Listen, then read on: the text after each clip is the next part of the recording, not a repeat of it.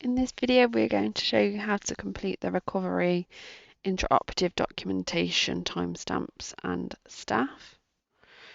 So in order to do this, we would need the PowerChart application open. We would need to navigate into the perioperative tracking board.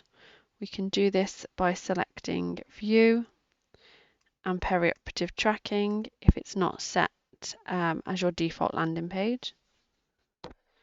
So we would be able to navigate between the various tabs to see what theatres we were looking at, and we can then filter down by the location that we need to look at if we're monitoring that, or we can filter it to all to look at all theatres going on within that surgical area. So we would identify the patient, we would see that the patient's out of theatre and that they would be coming to recovery. So we would select the patient, and then on the blue arrow to the left, we would double click to open the patient record. So we would now have the patient record open. We can see down the left hand side that we have various options within our navigation bands, and we would need to navigate to the perioperative documentation section. It's asking us to select our documentation. Do we need to look at the intra-op or the recovery documentation? So we're going to document the recovery record and then select OK. We can now see that on the left hand side our periop documentation is open with two segments.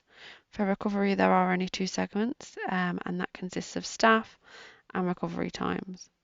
Once we select a segment, we can see on the right hand side any fields or information that we need to enter for that segment.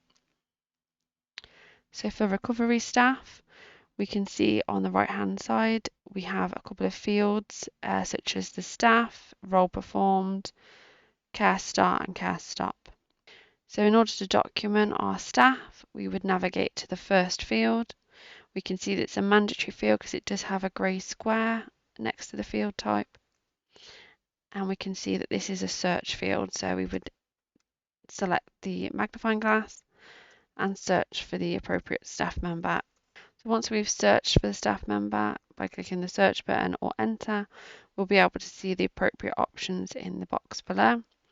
We would select the appropriate staff member and then select OK, and it would populate the first field. We can now see that there's a black tick within our mandatory field box to tell us that that field's been completed. We would then navigate over to our second mandatory field, which is role performed, and we would select the drop-down menu and select the appropriate role. Patient care start. If we click within the field, we can see that it's automatically populated a date and start time, but we can amend the start time if needed. And again, care stop.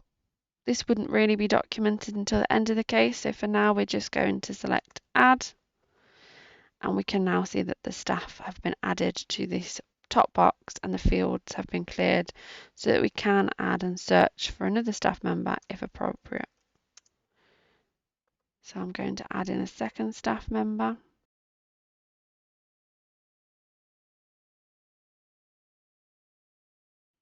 And I'm going to add them also into the box.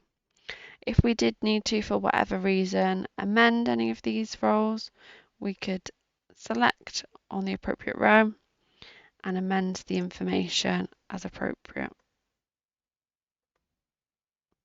We would then select the modify button and it would update their row to reflect what's been recorded.